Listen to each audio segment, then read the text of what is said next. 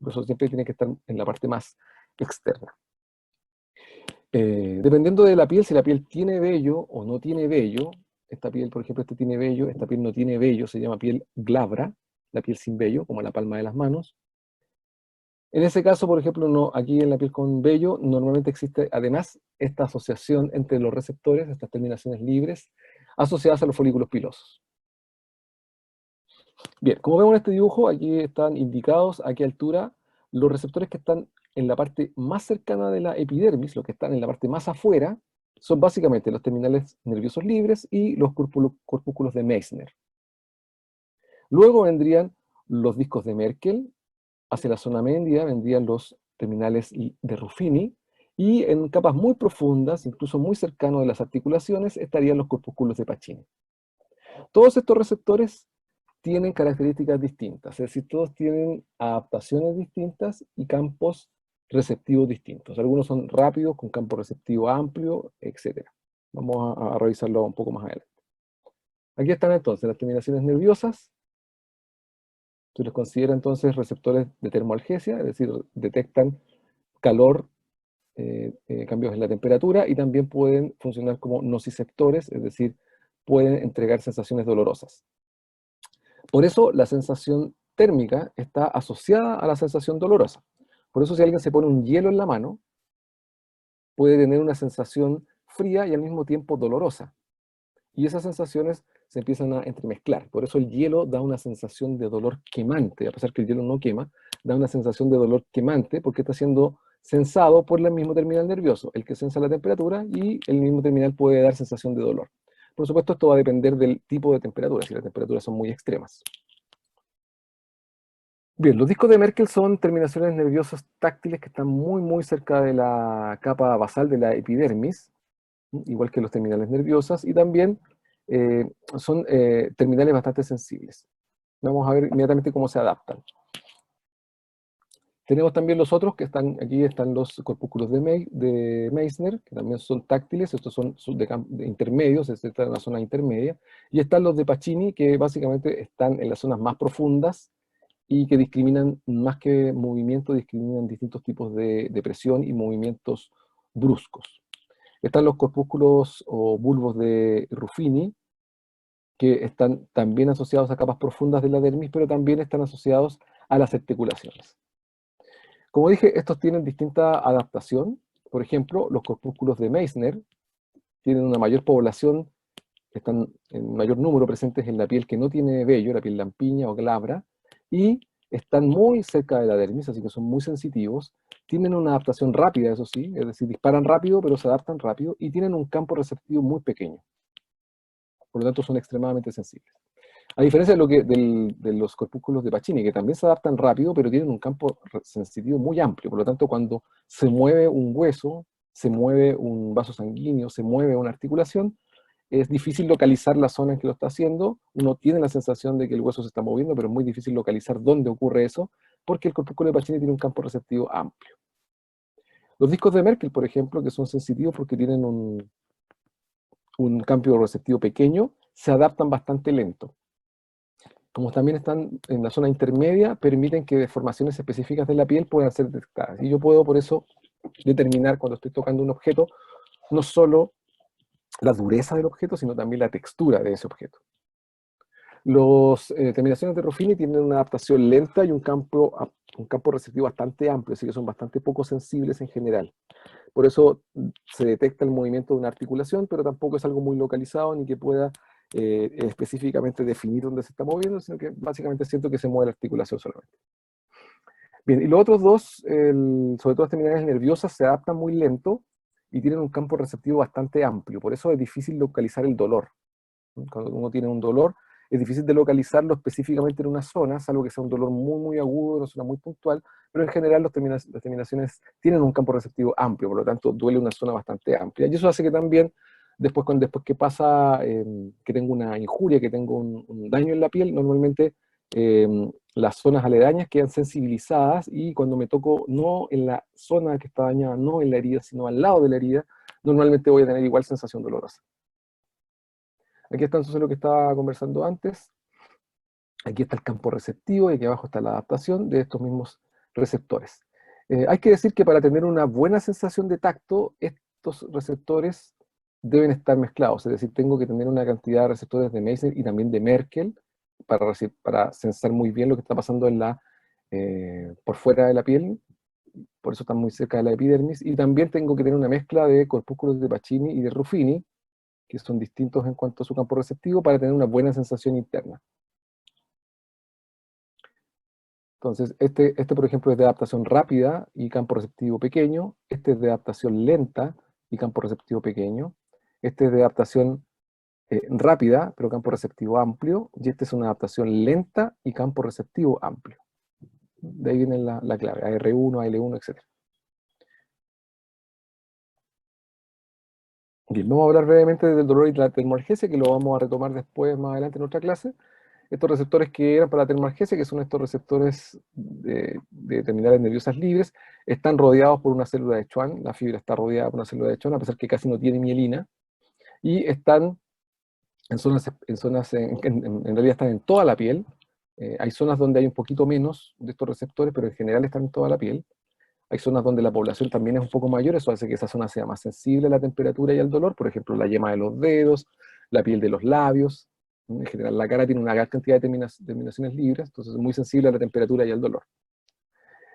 Son duales, es decir, pueden transmitir ambas sensaciones porque eso se llama ser polimodales, básicamente porque las sensaciones de dolor vienen de la misma sensación térmica o de la misma sensación química. Por ejemplo, el calor se siente en estas terminaciones, pero cuando el calor supera los 45 grados, no solo estoy sintiendo la temperatura alta, sino que además empiezo a sentir sensación dolorosa. Lo mismo ocurre con el frío. La sensación de frío se siente en estas terminales, envían esta señal, pero cuando empieza a bajar de menos de 10 grados hacia abajo, empezamos a llegar a temperaturas muy bajas, no solo senso la temperatura, sino que además estoy enviando una señal también de dolor. Lo mismo ocurre con la fuerza mecánica extrema, es decir, cuando distiendo mucho la piel, también tengo sensación dolorosa, o con algunos químicos que actúan con algunos receptores que están en la piel y que son complementarios a estas terminaciones libres. Por ejemplo, los receptores nociceptores que detectan la capsaicina, la sustancia P, etcétera, son receptores que están ligados a acciones dolorosas y estos van a estimular la respuesta de estas terminaciones libres y tendré una mayor sensación de dolor. Bien, entonces con esta disposición de receptores de campo pequeño y también de campo amplio, este receptor, por ejemplo, este receptor está aquí, pero tu campo amplio es este, muy grande. Este receptor está acá y su campo es todo ese, está muy amplio. En cambio, existen otra cantidad de receptores que son de campo pequeño. La mezcla de estos dos tipos de receptores, entonces, en este caso de Meissner y de Pacini, nos va a dar distintas posibilidades de sensación táctil. Tendremos entonces un tacto epicrítico, que está dado básicamente por los receptores de campo pequeño, que es un tacto muy fino, discriminatorio, en el que yo puedo discriminar una textura fácilmente, es decir, voy a tocar un elemento y voy a sentir cómo la estimulación ocurre con dos puntos que están separados, a pesar de que estos dos puntos están muy juntos, y puedo discriminar si una textura es lisa, es rugosa, etc. Eso se llama tacto epicrítico, un tacto discriminativo. Y lo mismo ocurre con el tacto, en el que no puedo discriminar nada, por ejemplo en las zonas del cuerpo donde hay menos receptores con campo receptivo pequeño, como por ejemplo la espalda. Si me tocan me hacen una estimulación en la espalda, yo puedo sentir la presión, pero no puedo localizarla muy bien y tampoco puedo discriminar mucho la textura. Eso se llama tacto grueso, tacto difuso o tacto poco discriminativo. Ese tipo de tacto se llama tacto protopático. Y la mezcla de estos tactos más la imagen que yo formo en mi cabeza al tomar un aparato, al tomar un estímulo, al tomar un objeto, por ejemplo, al sensar su peso, por ejemplo, o si el objeto se mueve, todo eso me da un tacto mucho más discriminatorio, que se llama tacto áptico, que es un tacto activo, dinámico. Este tacto es el que permite, por ejemplo, discriminar una forma con el tacto sin verla. Por ejemplo, si ustedes meten la mano en un cajón buscando algo sin mirar lo que hay adentro y empiezan a tocar, van a utilizar el tacto epicrítico, el tacto protopático, o sea, el tacto grueso, el tacto fino, ambos, para discriminar la forma, van a tomar el peso, etc. Todas esas cosas, todos esos elementos van a formar un tacto especial, que es una formación en la corteza, en el que con eso yo voy a determinar y puedo definir la forma del objeto. La puedo construir mentalmente la forma del objeto sin verlo. Ese tipo de tacto se llama tacto áptico. este tacto exploratorio. Bien, entonces, ¿por qué es importante la mezcla de estos tactos? Porque es el que me permite hacer la forma. Las zonas que tienen tacto de campo receptivo pequeño es equivalente a esta imagen. ¿Alguien me puede decir qué es lo que se ve en esa imagen?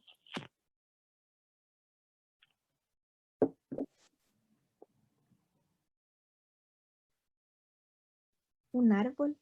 No sé. No, puede ser así, podría ser un árbol por el color, ¿no es cierto? Básicamente.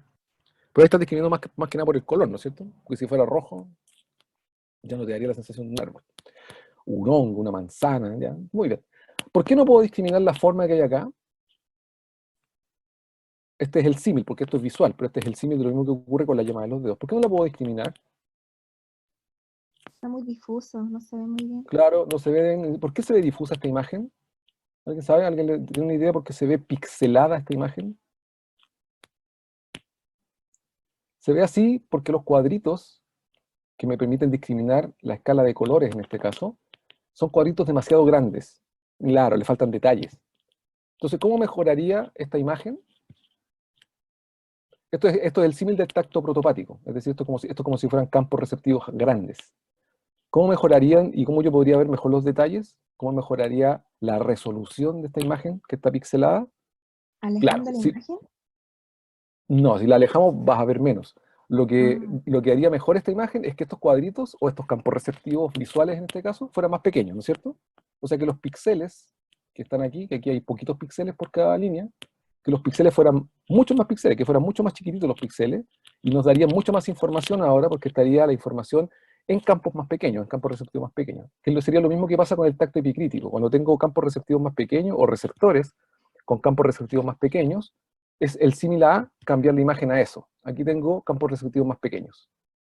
¿Te fijas que son mucho más chiquititos los cuadritos, y eso me permite discriminar mejor? Ahora reconocieron la imagen, ¿no? ¿Saben lo que es o no? Es una imagen comercial que todo el mundo conoce. Claro, y si yo hiciera estos campos extremadamente pequeños, mejoraría muchísimo la resolución y serían tan pequeñitos que ya no podría verlos como campos individuales, que eso es lo que pasa en la yema de los dedos. Hay tantos campos receptivos pequeños que ya no puedo ver, ¿cierto? Ya puedo discriminar correctamente incluso la sensación. Fíjense que aquí puedo construir la imagen, pero aquí incluso hasta puedo pensar cuál es la sensación, puedo saber que la textura de esta imagen es lisa, por los brillos, por ese tipo de cosas. Bien, ese es el símil de la imagen que vimos antes, y eso está dado solamente porque los campos receptivos son pequeños. Aquí hay un zoom de cada uno, fíjense el tamaño del campo receptivo, fíjense que aquí ustedes no ven los cuadritos, pero si hacemos un zoom, todavía están los cuadritos, solo que son tan chiquititos que no los veo. Bien, esta es la diferencia entonces entre que un receptor tiene campos receptivos pequeños y campos receptivos amplios. Por eso, si ustedes se fijan, en la yema de los dedos hay muchos más campos receptivos pequeños que en la palma de la mano, y por eso cuando yo quiero discriminar una textura, automáticamente lo que hago es tocar con la yema de los dedos, ¿no es cierto? No trato de tocar con la palma, porque en la palma hay mucha menos discriminación. Es mucho mejor en la yema de los dedos. Y existen muchas zonas del cuerpo que tienen una gran cantidad de receptores con campo receptivo pequeño, que son muy sensibles al tacto epicrítico, que puedo discriminar muy bien las sensaciones. En particular, son la yema de los dedos, la más sensible, pero también la zona que lleva mayor información, por ejemplo, es la cara, y en particular los labios, por ejemplo, pueden discriminar elementos que estén a incluso 5 milímetros de diferencia, dos puntos que estén a 5 milímetros de diferencia, pueden discriminarlos correctamente. En cambio, otras zonas, como por ejemplo el antebrazo, la parte superior del brazo, la espalda, aquí está la espalda, el hombro, tienen una discriminación mucho más mala. Tienen que estar separados por 40 milímetros para que yo recién discrimine que los dos puntos están separados. Bien. Entonces, en qué zona de la piel estaban ubicados los receptores de campo receptivo pequeño, que son más sensibles, y los receptores de termoalgesia, que también son muy sensibles? ¿En qué parte de la zona de la piel? A ver si se acuerdan, para que vean una aplicación clínica. Están más bien relacionados con la epidermis. Por lo tanto, una quemadura, solo por la sensación que les comunica al paciente, ¿cuándo creen ustedes que será más grave? ¿Cuando el paciente siente dolor o cuando el paciente dice que no siente dolor, a pesar que está quemado?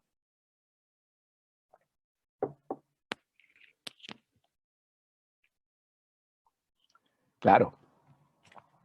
Claro, cuando el paciente siente dolor, quiere decir que la quemadura o fue superficial, Quiere decir que todavía hay receptores en la zona aledaña a la quemadura que están enviando la sensación de dolor. Cuando la quemadura es más profunda, vamos a tener por supuesto un daño mayor, pero también habrán receptores en la orilla, ¿no es cierto?, que nos dan una buena sensación. En cambio, cuando la radiadura es de tercer grado, los receptores que están en la orilla nos darán la sensación de dolor, pero toda la extensión de la quemadura ha perdido todos los receptores superficiales, es decir, el paciente ahí en la quemadura no tiene una sensación dolorosa propiamente tal, está dada más bien por los receptores que están en la periferia. Por eso si la quemadura es de primer grado o de segundo grado, en esa zona todavía yo tengo la sensación de dolor, me tocan ahí y me duele. En cambio aquí, la sensación de dolor está bien más dada por el lado contrario. Por supuesto que esto tiene otras complejidades. Al tener quemadura de tercer grado tengo desfasación de vasos sanguíneos, tengo un montón de complicaciones más que por supuesto van a crear otros problemas sistémicos completos. Y por eso cuando se recuperan estas quemaduras, se van recuperando, las quemaduras de tercer grado son muy difíciles de recuperar y es muy difícil recuperar los mecanorreceptores de esa zona afectada. En una quemadura de tercer grado o una cicatriz de un corte profundo, normalmente no se recuperan completamente todos los receptores y la zona ya no vuelve nunca a tener la misma sensibilidad.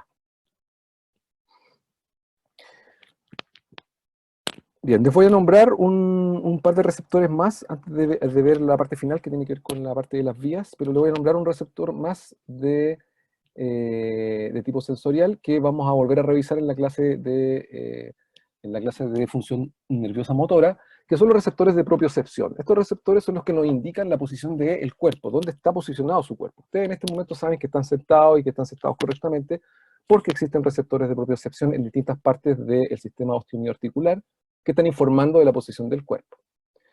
Por supuesto, en algunas rutinas, en algunas disciplinas deportivas, por ejemplo, hay que aprender a manejar la información de estos receptores porque las posiciones que requieren esas disciplinas deportivas no son posiciones normales, sino que son posiciones alteradas, y los propioceptores van a tratar de corregir esa posición. Por lo tanto, la persona debe manejar muy bien su propiocepción. Esto es lo que ocurre, por ejemplo, en escalamiento, en esta posición bien incómoda del fútbol. Esta persona está en una posición extremadamente incómoda, pero está haciendo esa posición incómoda para poder darle correctamente al balón. Y eso tiene que modular esa posición incómoda para que, mientras está en una zona no cómoda, pueda hacer lo que quiere hacer, que básicamente es pegarle a la pelota ahí.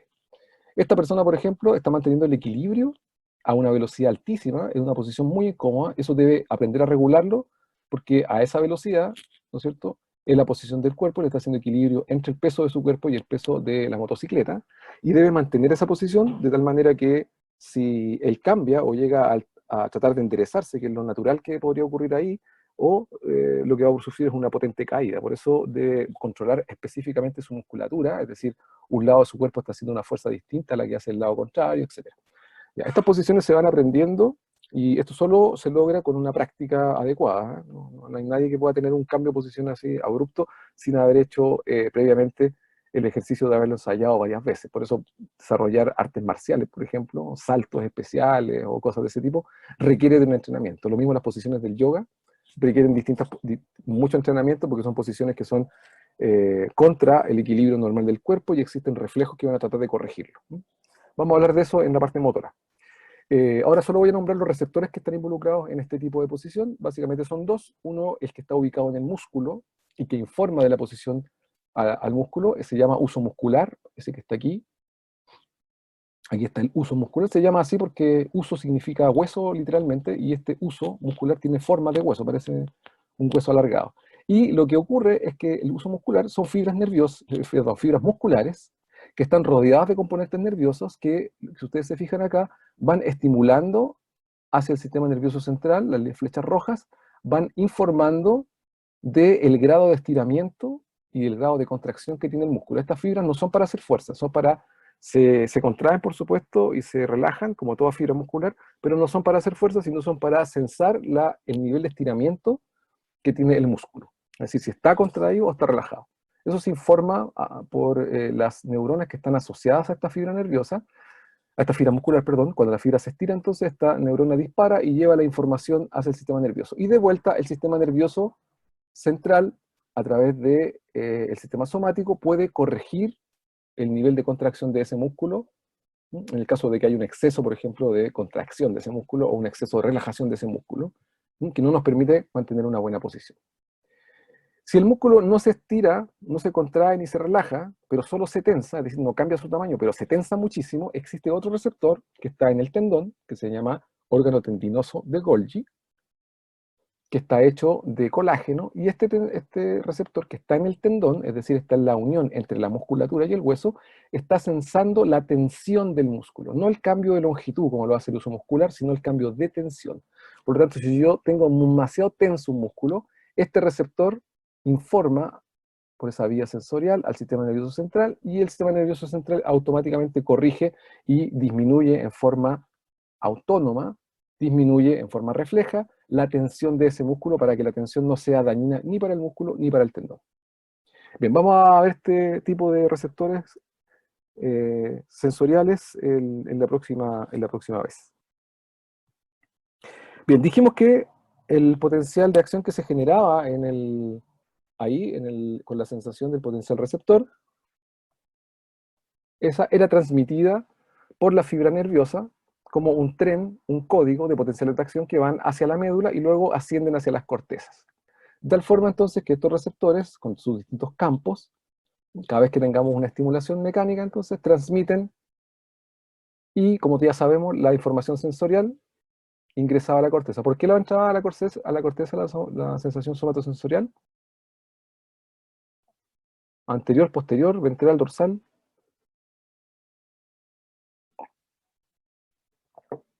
Posterior. ¿Cómo se llama también posterior?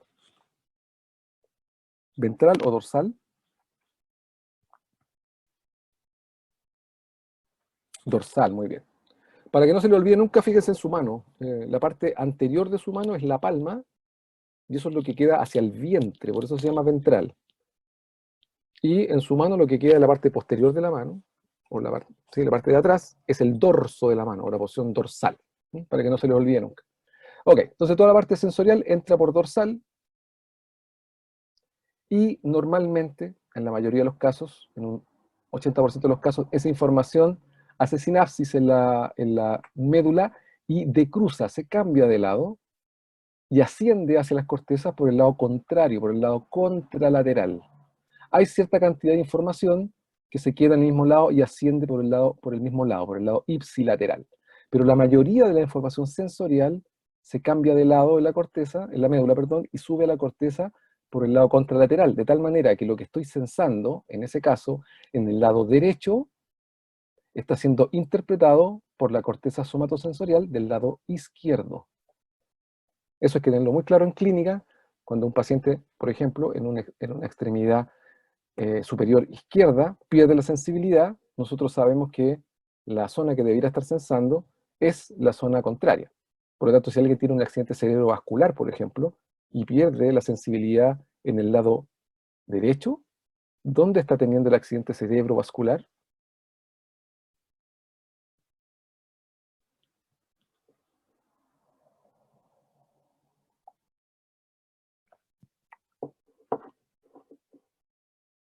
Si un paciente llega con un AVE, con un accidente vascular encefálico, por ejemplo, y ustedes le toman la mano y no tiene sensación en la mano derecha, ¿dónde está teniendo el accidente vascular a nivel cerebral? En el lado contrario, ¿no? En la corteza somatosensorial, pero del lado contrario, ¿no? Eso se corrobora, por supuesto, después con una imagenología. Bien, para toda esta sensación que va subiendo, la piel, que es de lo que estábamos hablando, tiene un campo cutáneo que está dado por sus receptores, por supuesto, pero que están segmentados, es decir, las fibras sensoriales, los aferentes sensoriales, no están desordenados. Cada zona de la piel envía toda esta sensación a una zona específica de la médula espinal. Es decir, ingresa por una zona específica de la médula espinal. Por lo tanto, las sensaciones, por ejemplo, fíjense aquí, las sensaciones de la piel, de las extremidades inferiores, fíjense, la parte de la superior de la pierna toda esa información entra por lumbar. La parte del pie entra por sacro. Por lo tanto, ahora, aparte de que yo sé en qué zona de la corteza debería estar llegando la información, también sé ahora si el daño, por ejemplo, fuera medular. Supongamos que el paciente tiene sensación en las piernas tiene una sensación extraña, tiene una sensación extraña, porque en algunas zonas de las piernas sí siente la sensación, pero por ejemplo, en una zona, la zona del empeine del pie, no tiene sensación, pero en la planta del pie sí la tiene. En ese caso, si yo conozco estos dermatomas, yo sé que el paciente, el problema no lo tiene en la corteza somatosensorial, aquí arriba, no tiene el problema ya, el problema está en la médula, porque cuando le toco la planta del pie sí tiene sensación, pero cuando le toco la parte del empeine no tiene sensación. Como esa parte yo sé que entra por sacro, yo voy a decir, el paciente probablemente a lo mejor se cortó, ¿no es cierto?, la comunicación nerviosa a nivel sacro, pero no a nivel lumbal ni torácico. Por eso el paciente solo no tiene sensación en el empeine, pero sí tiene sensación en la parte superior o en el tórax, ¿no es cierto? Todo eso entra por torácica. Entonces, permite un correcto examen el saber que hay zonas de la piel, que hay un dermatoma en la piel, una zona grande de la piel, que se llama dermatoma, que envía su información por una zona específica de la médula. Estos dermatomas entonces están estereotipados, fíjense aquí, ya aquí este dibujo es más completo, fíjense que la parte de atrás de la cabeza, por ejemplo, ya todos sabemos que entra por la parte cervical a nivel de C2. Pero eso no tiene que ver con C3, ni con C4, ni con C5. ¿Qué pasaría si un paciente, por ejemplo, perdiera la sensación en el pecho, si le tocara el pecho y no sintiera nada ahí, pero sí sintiera, por ejemplo, en la parte baja, en el abdomen bajo? Yo sabría que el problema de la conexión está entre T1 y T4, por ejemplo. Ahí debería estar el corte o ahí debe estar el problema porque no se transmite la sensación por esa zona, no sube, no asciende. Por supuesto, eso va a seguir afectando hacia arriba.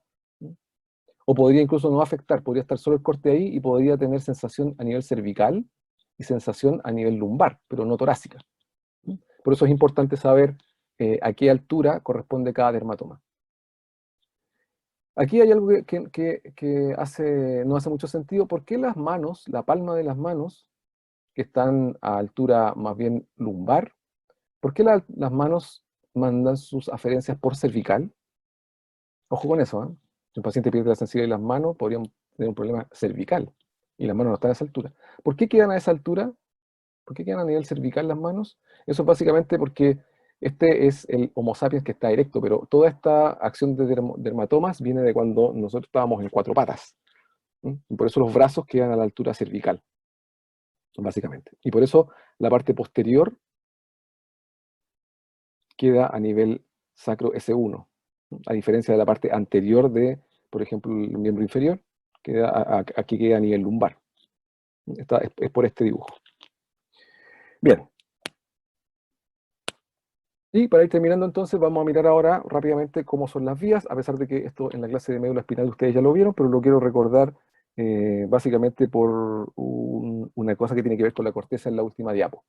Entonces, las aferentes sensoriales siempre ingresan, dijimos, por la parte posterior, por dorsal. Pero hay distintos tipos de fibras sensitivas, que fue las que vimos dependiendo de la mielina, no sé si se acuerdan de la clase de propagación del impulso nervioso. Existían fibras que tenían una alta cantidad de mielina, como las fibras A-alfa, y en el otro extremo estaban las fibras C, que casi no tenían mielina. ¿Sí?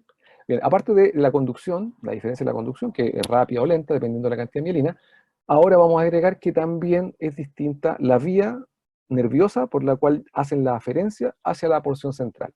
Por ejemplo, las fibras alfa y las fibras beta, que son fibras con una alta cantidad de mielina, normalmente, como todas las fibras aferentes, ingresan por la parte posterior, aquí están en negro y en verde, pero suelen ascender por el mismo lado, ascienden en forma ipsilateral y ascienden por la porción posterior, por las columnas dorsales posteriores.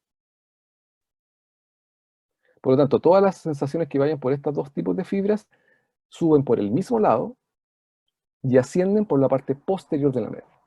En cambio, las fibras C, que llevan el dolor, las fibras A delta, que llevan sensaciones termalgésicas también, en general lo que ocurre con ellas es que ingresan por posterior también.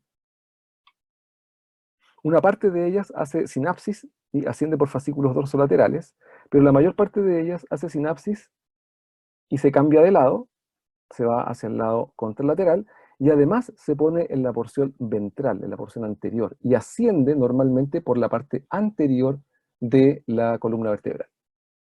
Por lo tanto, las sensaciones ahora, y eso es lo que es importante de esta diapo, las sensaciones todas ingresan por atrás, pero no todas ascienden por la misma zona de la médula. ¿Ok? Eso que quede claro. Por lo tanto, existen sistemas de ascensión, sistemas aferentes sensitivos, que son distintos. Hay algunos que van por la parte de las columnas dorsales y hay otros que van por la parte anterior. Algunos de estos cordones anteriores incluso están en la parte muy central y algunos están más laterales, así que también hay información que sube por anterolateral hasta la porción central. Bien, estas fibras entonces que ascienden de esa manera, estas fibras que habíamos visto antes, entonces están sensando, están llevando la información de distintos tipos de receptores, ya sea de los propios receptores, o los receptores del tacto, o los receptores de termoalgesia. Todos estos receptores entonces van a entrar por la parte posterior, algunos van a decruzar, otros no, y todos llevarán la información por estos sistemas de información, ya sea las columnas dorsales, el sistema anterolateral, etc. Todo esto van a llevarlo por la médula.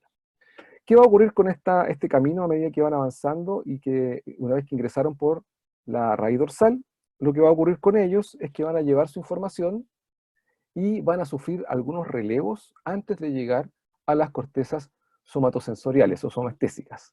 Algunos de estos van a llevar un relevo hacia el cerebelo. En particular, eso lo van a hacer los receptores, por ejemplo, de posición. El cerebelo también entonces tendrá la posibilidad de modificar la información para generar una respuesta adecuada. Parte de la información también podrá pasar por la formación reticular del bulbo. ¿Alguien se acuerda para qué era la formación reticular del bulbo?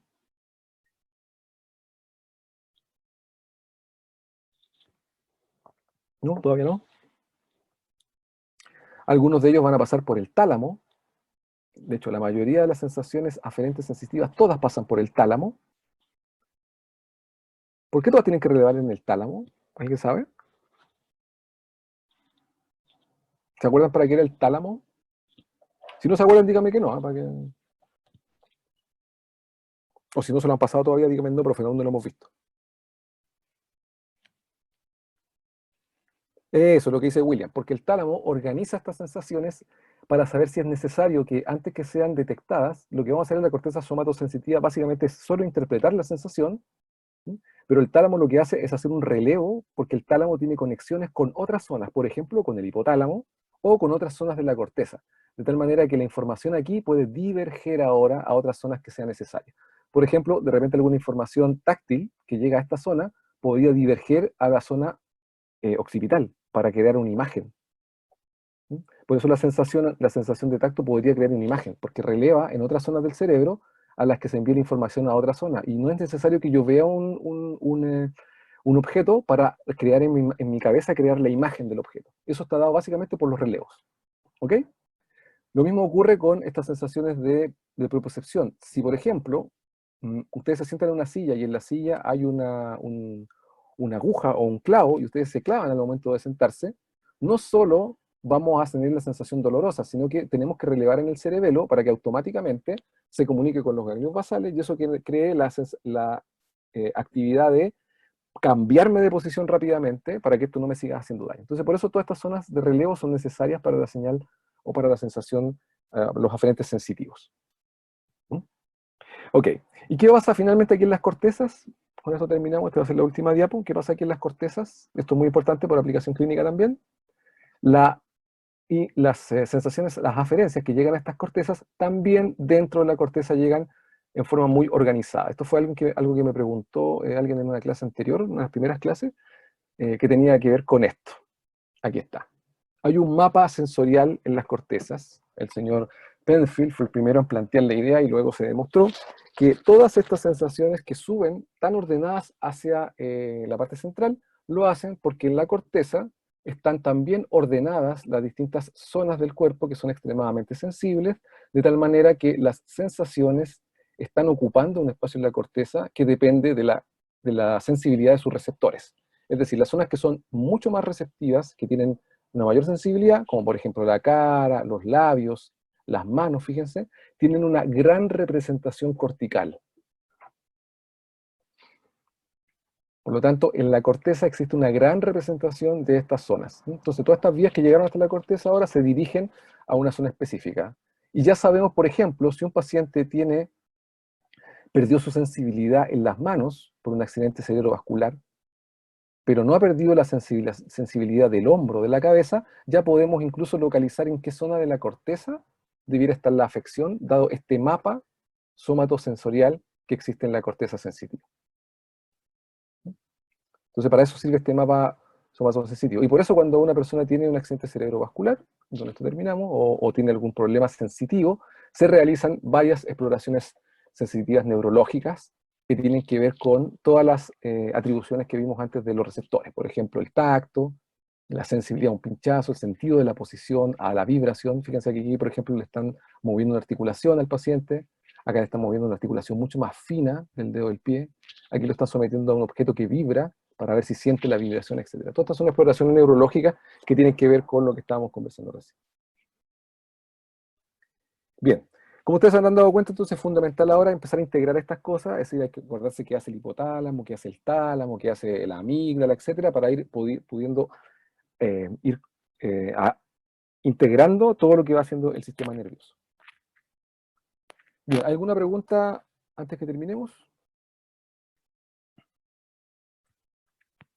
Bueno, si les surge alguna duda después cuando estén estudiando, existe un foro que van dejando las profesoras de práctico en el Canvas, pero también me pueden escribir directamente a mí si tienen alguna duda sobre mi clase, y yo ahí les responderé a la brevedad posible. Bien, si no hay más preguntas entonces, quedamos hasta acá, chicos. Muchas gracias por la atención. Nos vemos la próxima vez, que estén muy pero muy bien, cuídense.